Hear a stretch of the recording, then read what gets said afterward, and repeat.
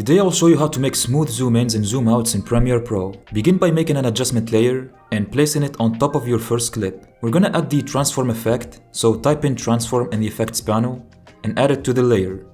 Next, in the effect controls panel, scroll down until you find the transform section. Now here's the thing, if you are doing a zoom in, click on the stopwatch of the scale setting and leave the value for the first frame at 100. Then change the value to 175 and drag the last frame towards the last bit of the layer. But if you are doing a zoom out, naturally, you're gonna swap the positions of these two keyframes. Next up, select both keyframes while holding shift and right click them. Now click on the option Bezier.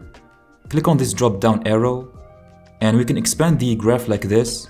And basically, we're gonna increase this value of -200 and we're gonna make it 100 instead. Also, we're gonna take this blue line on the left and drop it down a bit. And we're gonna take the right line now and move it upwards to make this graph.